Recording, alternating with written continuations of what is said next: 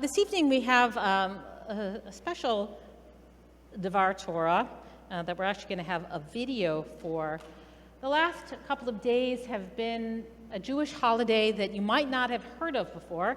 The holiday is called Sigda, which means prostration. From an ancient Ethiopian liturgical language called Ge'ez. It is also similar to the word sked, which is in Aramaic, which is one of the languages of the Talmud. Sigda is a holiday that is celebrated by the Ethiopian Jewish community. For those of you who are unfamiliar with the Ethiopian Jewish community, it was separated from the main part of the Jewish community very early on, before there was the rabbinic literature of the Talmud, etc. We think that the Ethiopian community came from one of the lost tribes, and they settled in Ethiopia. And so some of their traditions differ from other parts of the Jewish community. And what they celebrate on Sigda is it's 50 days after Yom Kippur, and they fast and they read from Scripture, and they pray for the return to Israel and to the rebuilding of the temple. It has become recently in Israel a holiday that is celebrated there. So we think we know all of the Jewish holidays, but we are a diverse community, and the Ethiopian community began to come to Israel in the 80s, and then there was another group that came in the 90s, and now has become a significant community within Israel. Sometimes when we think of the Jewish community here in the United States, we think about people having come from Eastern Europe, because most of the Jewish community, still the majority, has come from Eastern Europe. But the Jewish community is much more diverse than that. We know that Jews have lived all over the world. We also have within our own country a Sephardic Jewish community, those who had lived in Spain and then were expelled from Spain in 1492 and lived in many different places.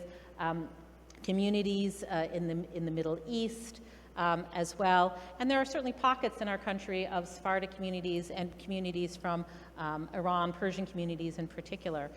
But when you go to Israel, I think the one thing that is really striking is just the incredible diversity of the Jewish communities and the different kinds of traditions that one learns about.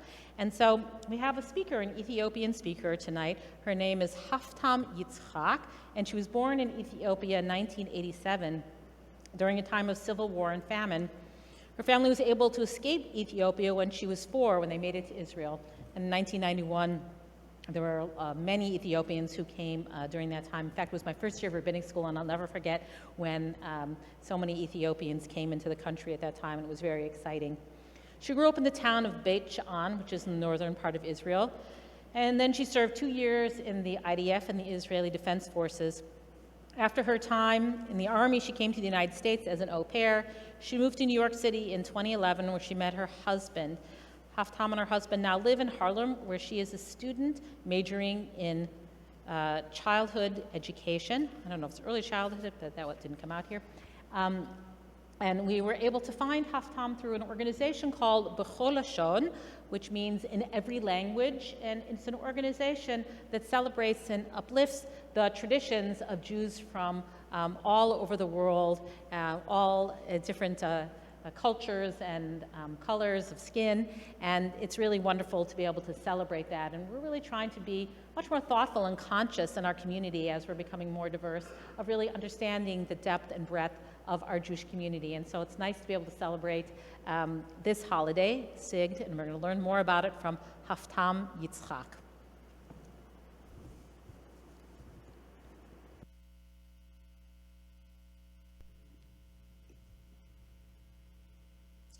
Hello, who am I? My name is Haftam Yizthak Heathwood. I go by she, her. I was born in Ethiopia in 1987. Me and my family got evacuated from Ethiopia to Israel in 1990. I grew up in Beit Shean, that's North District of Israel.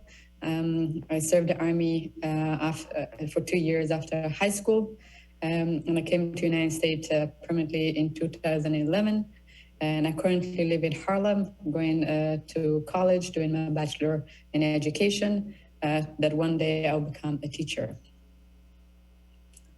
So yes, I know this may be seem very simple, but I heard that American were very bad at geography.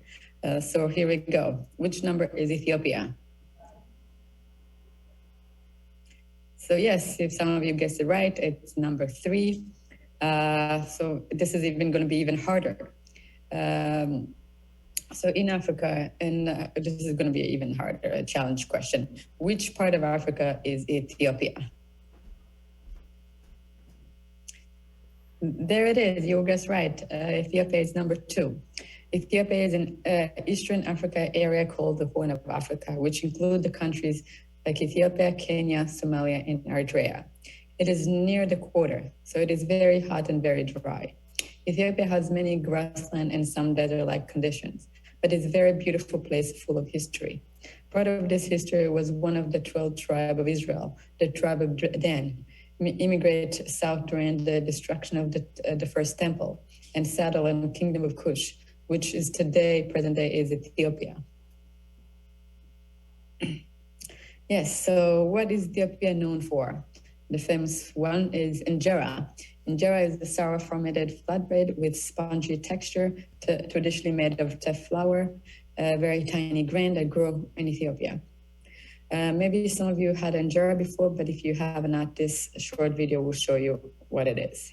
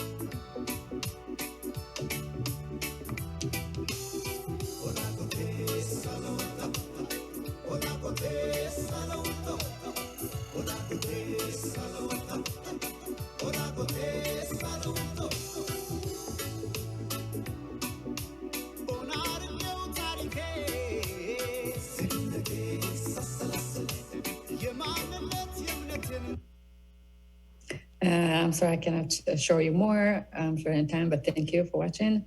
What else Ethiopia is known for? If you heard, the most famous one is dabo, is the Ethiopian bread.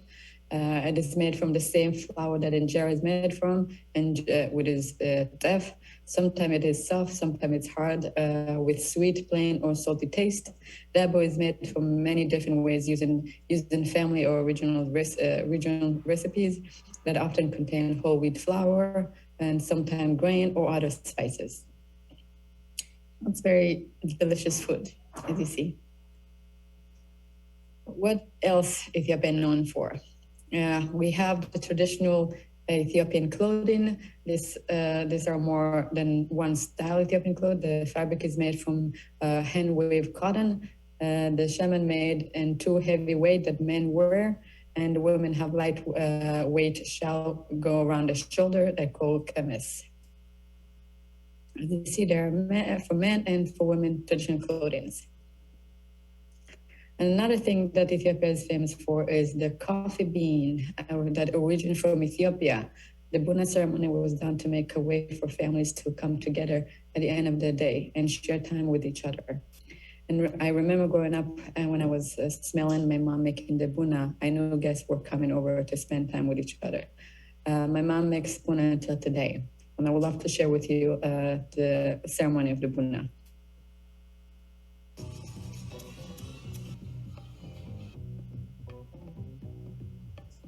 All Ethiopians are proud of their coffee. We usually make coffee ceremonies 3 times a day. The main reason why we do the coffee ceremony is to social with our friends or family. It is the most important hospitality.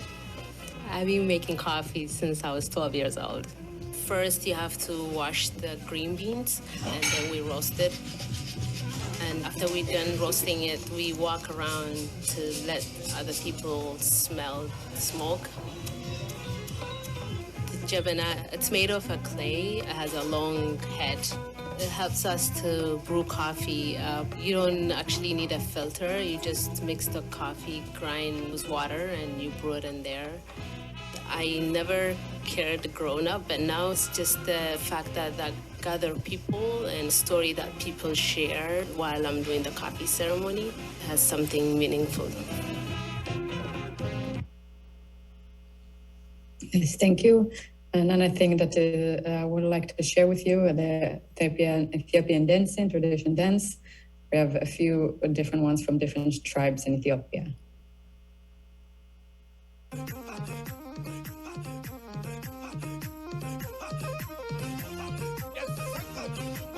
Ethiopia is the origin of the dance challenge that went viral on TikTok called Eskasta. Dancing is a universal language and a beloved part of life for Ethiopians. It's a diverse country and home to over 80 ethnic groups, with many with their own style of dancing. On this video, we're going to show you our pics of some of the mainstream dances of Ethiopia. If there's any dance that you think should have been included in our list, please let us know in the comment section below.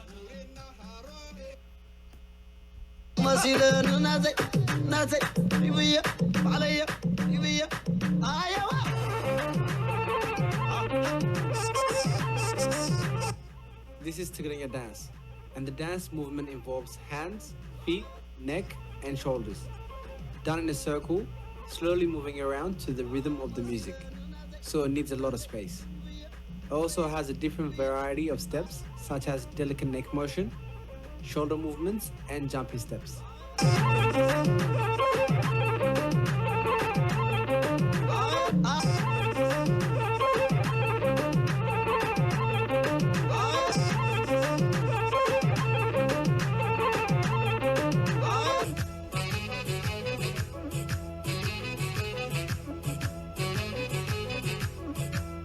The Eskista is a dance involving a unique movement of the neck, shoulder, and chest.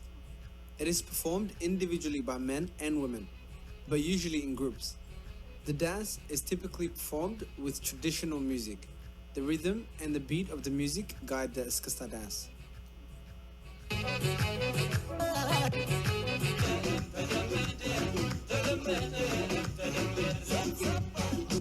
Different from other dances, when dancing Guraganya, women dance with pants and cover their hair with scarves, preparing for the fast tempo dance. According to upbeat music, both women and men keep steps first, without rest like a marathon runner. Guraganya movements involve twisting of the shoulders and hands, but also involves rhythm in the feet.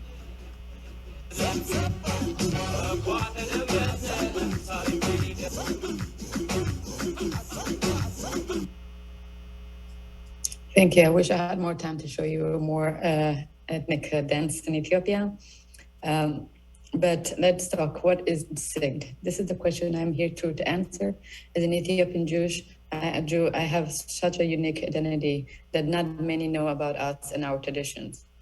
Within our Jewish faith, we have traditions like such as Rosh Hashanah and Yom Kippur, and for our Ethiopian heritage, we have celebrating such as Nukutatash. But Sigda is the one holiday that is unique just for us. Sigda is a unique holiday to the Ethiopian Jewish community that takes place on the 29th of the Hebrew month of Shvan. It symbolizes the acceptance of the Torah.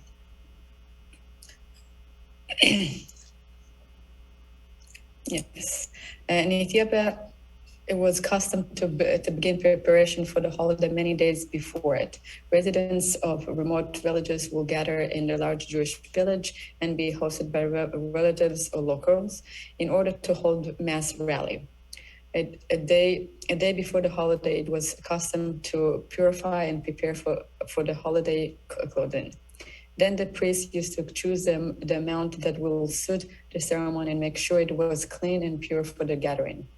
The choice of the mountain was made for two reasons: in order to create a resemblance to the situation of Mount Sinai, and out of the belief that a high place is purer and possess the divine and grace. On the 29th of Sheshvan, the community will wake up early, go into the river and dip, and dressed in a white cloth for the holiday. At the top, they will be gathering by their priests, guests, and stand by the circle around the cases. And the guest will take the Raita, that is the Torah in Amharic, and comes from the Semitic root Raita, meaning Torah in Amharic. The lead guest will step into the circle and move representative of the high priest during the times of the temple entry into the Holy Holies on the Yom Kippur, and would read from the books that tell the return from the exile to Jerusalem. Then the community surrounding the guests will stone the saints and prostitute before God, chanting and singing songs about return to the holy city. Toward the end of the ceremony, they will blow trumps and declare their desire to celebrate Sigda in Jerusalem next year. At the end, the priest will bless the crowd and pass out the Dvar, warp the Raita, and return it to the synagogue, dancing and singing along the way. With the saints being the top of the mountain and the reading of the holy texts are meant to symbolize the receiving of the Torah by the ancient Hebrew, they would also read from the texts using the convent ceremonies. Sigd comes from the Semitic root of ingaz and Sigda in Hebrew, which mean forestation. Ethiopian Jewish are the lost tribe of Dan and had lived away from Israel up until the 1980s, when through a coordination effort between the United States and Israel, evacuated tens of thousands of Ethiopian Jews to Israel. I was part of this. I was very young, but my family had told me stories. We had to leave everything we owned behind and just take the clothes on our back and whatever we could have carried. We walked through the desert and some of us did not make it. Finally, when we made it to Addis, the capital city of Ethiopia, my father was able to get us on a plane that brought us to Israel. There are many others who have similar stories, and many of my friends have told me their family stories.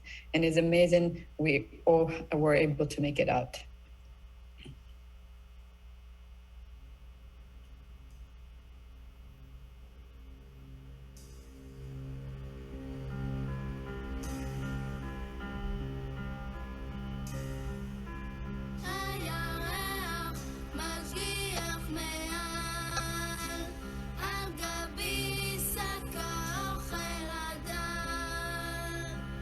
המדבר מתחתיי אין סוף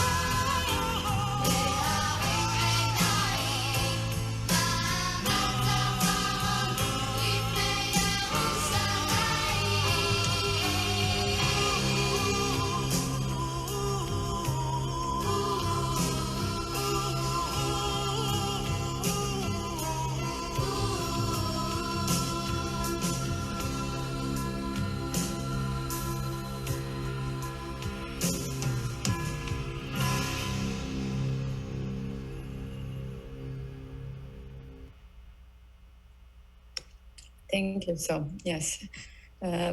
When the Ethiopian arrived in Israel, there was a question as whether or not they could continue celebrating it the way they had because they finally arrived to Jerusalem. After much discussion, it was decided that they would continue celebrating as long as the third temple was not built yet. They also had to decide where they wanted to celebrate it. Most celebrated as a high point in Jerusalem, while those from the Tigrinya region of Ethiopia celebrated at the Western Wall, aimed to pray with their fellow Jewish at one of the Judaism holy places. In 2008, after years of activism, Israel passed a law declaring Sigda as a national holiday. It has become an ethnic festival more today than religious one, and people rarely fast anymore. Every Sigda celebration in Ethiopia would claim it with next year in Jerusalem, and now they celebrate it in Jerusalem. Thank you. This is actually example of the Ethiopian blessing, one of many. If you would like to read it with me, I will read the Hebrew part and you can read the English.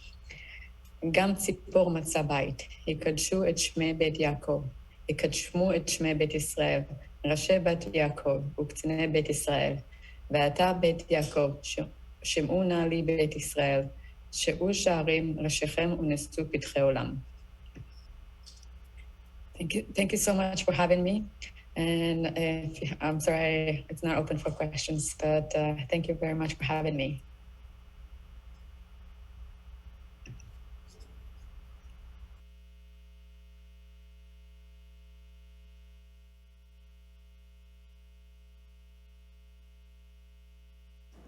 Well, I'm sorry we can't ask Haftam any questions today, but I hope that you enjoyed this. It's really incredible to see the different traditions that we have within our faith, and that the Ethiopian Jewish community has become a much more integrated part of Israel. When I was living there in the early 90s, they were just literally off of those planes and just beginning to get acclimated to Israeli society. And you can imagine also the racism and prejudice that they suffered. And so to find that their holidays are being celebrated, their national holidays in Israel, and the recognition of the traditions of their community that have been separated from the mainstream Jewish community for 2,500 years. Just incredible. And every time I see them coming from Ethiopia to Israel, it just gives me chills. So that was really special.